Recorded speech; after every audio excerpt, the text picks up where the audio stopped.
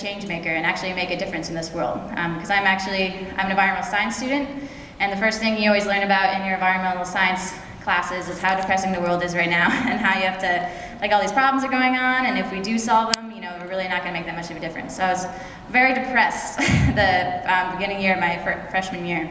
But in my depressed state, I was walking along in the Davis Center, and I saw this like brochure, and it was for Feel Good. It's like, do you want to feel good? And I was like, oh my God, yes, please, like, help me out. I need anything. And then I saw the second line, and it was like, well, join Feel Good and find a sustainable end to world hunger in our lifetime. And I was like, okay, that's, you know, good luck with that. That's kind of crazy, but now, I don't know. So I wasn't really sure about it, because it was another abstract issue, like my environmental science classes, something that I couldn't really break down and actually tangibly feel and wrap my mind around. But for some reason that flower grabbed me, and I went to the meeting later that night anyway. So in the meeting, I noticed right off the bat that these people were really serious about ending world hunger in our lifetime. And not only were they serious about it, they had a plan and they had a mission and a way to do it. So we started listening to things from the Hunger Project and learning about the difference between charity and partnership and empowerment, and it really started to sit in, you know, like maybe this could actually happen in our lifetime. And I wasn't 100% sold. I still had my doubts about it. And tonight, we're not actually thinking, you know, that everyone after this event, you're going to jump up and say, like, hallelujah, like, obviously this is the right answer. But it's just about planting those seeds and those ideas to actually see that we can actually make effective change if we need to. After a couple months after that, I was making Feel Good grilled cheese, and you're like having your interactive community, and you're learning about your donors from downtown. So I started to actually make that community connection that I was missing all along.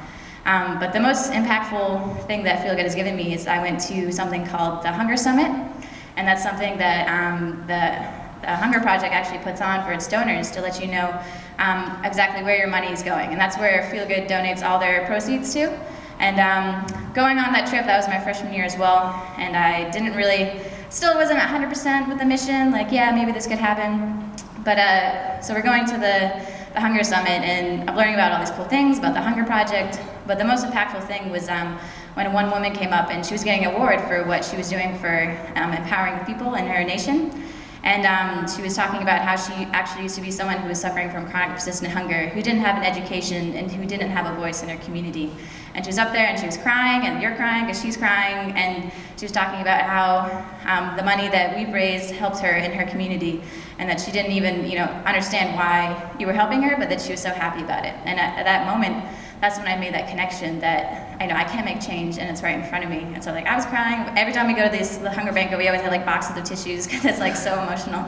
But it really made that tangible connection for me that, like, I can make positive change in the world, and it was right in front of me. And I think the other important thing about it was that I also got connected to my larger community of the world, you know, just based on the idea that you're connected by our humanity. So that made the abstract issue of, you know, like any world problem broken down into something that was more tangible.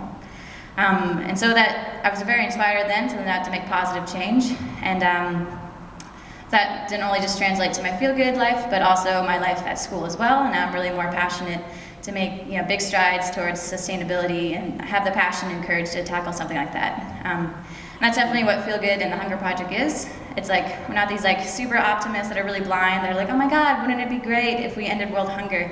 If we actually know of facts, we know how to do it, we have a mission, we have a strategy, and most of all, we have passion. And so that's my connection to Feel Good, and I hope tonight after this event, you guys will have your connection too and start being part of the solution as well.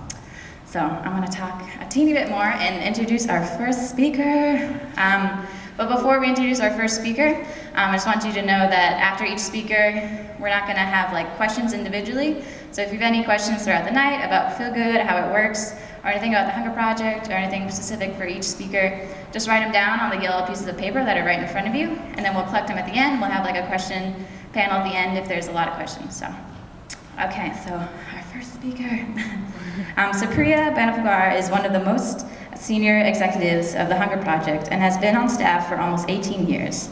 During this time, Supriya has held many designations which range from fundraiser to the South Asia community in the United States, to communications and research. Supriya has spent an extensive amount of time working with the Hunger Project programs in the field and has spent the last several years interacting with villagers of men, women, and children who are being empowered to take self-reliant actions with dignity. And this is in Uganda and Mexico and many other places as well. She listens to their stories, their life stories, and finds out the magnitude of their conditions and that affect their lives, and strategize with them how to best to have their voices heard. In this way, she empowers the rural people to begin transforming the conditions that impede their development. So please join me in welcoming Supriya. Thank you.